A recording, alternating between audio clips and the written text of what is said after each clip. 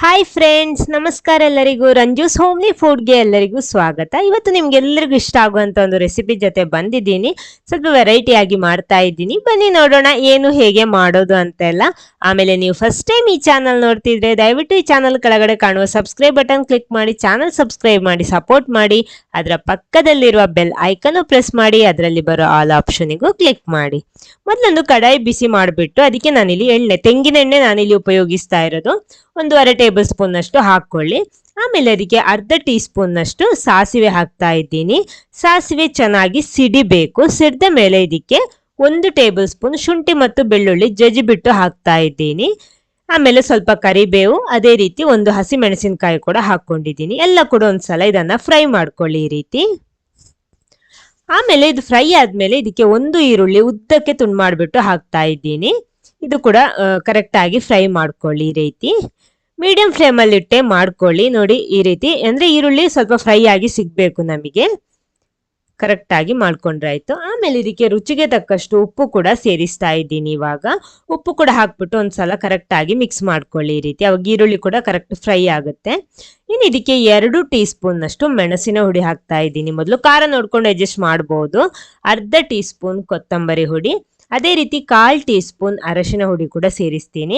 ಆಮೇಲೆ 1/4 tea spoon roast ಮಾಡಿದಂತಹ ಜೀರಿಗೆಯನ್ನು ಜಜ್ಜಿಬಿಟ್ಟು ಹಾಕ್ತಾ ಇದ್ದೀನಿ. ಅದರ ಆ ಫ್ಲೇವರ್ ನಮಗೆ ಕರೆಕ್ಟ್ ಆಗಿ ರುಚಿ ಡಬಲ್ ಆಗಿ ಸಿಗುತ್ತೆ. ಎಲ್ಲ ಕೂಡ ಒಂದ್ಸಲ ಮಿಕ್ಸ್ ಮಾಡ್ಕೊಳ್ಳಿ ಈ ರೀತಿ. ನೀರು ಸೇರಿಸಬಾರ್ದು, ಅದರ ಬದಲು ನಾನು ಇವಾಗ ಟೊಮೆಟೊ ಹಾಕ್ತಾ ಇದ್ದೀನಿ. ಮೊದಲು ಈ ಟೊಮೆಟೊದಲ್ಲೇ ಇದನ್ನ ಕರೆಕ್ಟ್ ಆಗಿ ರೋಸ್ಟ್ ಮಾಡಬೇಕು. ಅಂದ್ರೆ ಈ ಟೊಮೆಟೊ ಎಲ್ಲ ಕರೆಕ್ಟ್ ಬೆಂದು ಸರಿಯಾಗಿ ಸಿಗ್ಬೇಕು. 1 ಟೇಬಲ್ ಸ್ಪೂನ್ ಅಷ್ಟು ಹುಣಸೆ ಹಣ್ಣಿನ ನೀರು ಕೂಡ ಹಾಕ್ತಾ ಇದ್ದೀನಿ.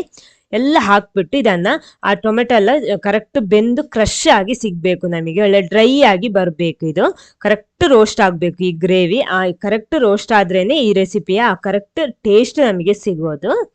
ಮೀಡಿಯಂ ಫ್ಲೇಮಲ್ಲಿ ಇಟ್ಟು ಮಾಡಬೇಕು. ನೋಡಿ ಈ ರೀತಿ ಬರಬೇಕು. ನೋಡಿ ಕರೆಕ್ಟ್ ಆಗಿ ರೋಸ್ಟ್ ಆಗಿ ಟೊಮೆಟೊ ಎಲ್ಲ ಬೆಂದು ಕರೆಕ್ಟ್ ಪೇಸ್ಟ್ ತರ ಆಗಿದೆ. ಇವಾಗ ಇನ್ನು ಇದಕ್ಕೆ ನೀರು ಬಿಸಿನೀರು ಸೇರಿಸಬೇಕು. ನಿಮ್ಗೆ ಎಷ್ಟು ಗ್ರೇವಿ ಬೇಕೋ ಆ ರೀತಿ ನೋಡ್ಕೊಂಡು ಸೇರಿಸಬಹುದು. ಸೇರಿಸ್ಬಿಟ್ಟು ಒಂದ್ಸಲ ಕರೆಕ್ಟ್ ಆಗಿ ಮಿಕ್ಸ್ ಮಾಡ್ಕೊಳ್ಳಿ. ಎಲ್ಲ ಕೂಡ ಒಂದ್ಸಲ ಈ ರೀತಿ ಮಿಕ್ಸ್ ಆಗ್ಲಿ. ನೋಡಿ ನೆಕ್ಸ್ಟ್ ಇದಕ್ಕೆ ನಾನು ಹಾಕ್ತಾ ಇರೋದು ಬೇಯಿಸಿಟ್ಟಂತ ಮೊಟ್ಟೆ. ನಾನಿಲ್ಲಿ 4 ಮೊಟ್ಟೆ ಸೇರಿಸ್ತಾ ಇದ್ದೀನಿ. ನೋಡಿ ಅದಕ್ಕೆ ಈ ರೀತಿ ಲೈನ್ ಹಾಕೊಳ್ಳಿ. ಮಸಾಲೆ ಎಲ್ಲ ಕರೆಕ್ಟ್ ಆಗಿ ಎಳಿಬೇಕು. 4 ಮೊಟ್ಟೆ ಹಾಕ್ತಾ ಇದ್ದೀನಿ ನಾನು.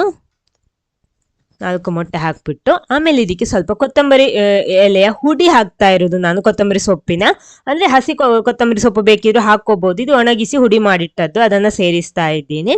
ಆಮೇಲೆ ಒಂದು 1/4 ಟೀ ಸ್ಪೂನ್ ಅಷ್ಟು ಗರಂ ಮಸಾಲ ಕೂಡ ಸೇರಿಸ್ಕೊಳ್ಳಿ. ಇವಾಗ ಗರಂ ಮಸಾಲೆ ಈ ರೀತಿ ಫೈನಲ್ ಆಗಿ ಹಾಕೋಬೇಕು. ಹಾಕ್ಬಿಟ್ಟು ಒಂದ್ಸಲ ಫುಲ್ ಆಗಿ ಈ ರೀತಿ ಮಿಕ್ಸ್ ಮಾಡ್ಕೊಳ್ಳಿ. ಎಲ್ಲ ಕೂಡ ಕರೆಕ್ಟ್ ಆಗಿ ಒಂದ್ಸಲ ಮಿಕ್ಸ್ ಆಗ್ಲಿ. ಮಿಕ್ಸ್ ಆದ್ಮೇಲೆ ಇದನ್ನ ಕರೆಕ್ಟ್ ರೋಸ್ಟ್ ಮಾಡಬೇಕು. ನೋಡಿ ಈ ರೀತಿ ನಾನು ರೋಸ್ಟ್ ಮಾಡುವಾಗ ಇದನ್ನ ಓಪನ್ ಮಾಡಿಬಿಟ್ಟು ರೋಸ್ಟ್ ಮಾಡಬೇಕು. ನೋಡಿ ಇವಾಗ ಕರೆಕ್ಟ್ ಆಗಿ ಗ್ರೇವಿ ಎಲ್ಲ ತಿಕ್ಕಾಗಿ ಬಂದಿದೆ. ಅಂದ್ರೆ ಎಷ್ಟು ಚೆನ್ನಾಗಿ ರೋಸ್ಟ್ ಆಗುತ್ತೋ ಅಷ್ಟು ಗ್ರೇವಿ ಸೂಪರ್ ಆಗಿರುತ್ತೆ. ಸ್ಟವ್ ಎಲ್ಲ ಆಫ್ ಮಾಡಿಟ್ಕೊಂಡಿದ್ದೀನಿ. ದೋಸೆ, ಚಪಾತಿ, ಅನ್ನ ಎಲ್ಲದರ ಜೊತೆ ಕೂಡ ಸೂಪರ್ ಆಗಿರೋಂಥ ಒಂದು ಎಗ್ ರೋಸ್ಟ್. ಈ ವಿಡಿಯೋ ನಿಮ್ಗೆ ಇಷ್ಟ ಆದ್ರೆ ಖಂಡಿತ ಲೈಕ್ ಮಾಡಿ, ಎಲ್ಲರ ಜೊತೆ ಶೇರ್ ಮಾಡಿ. Okay, thank you.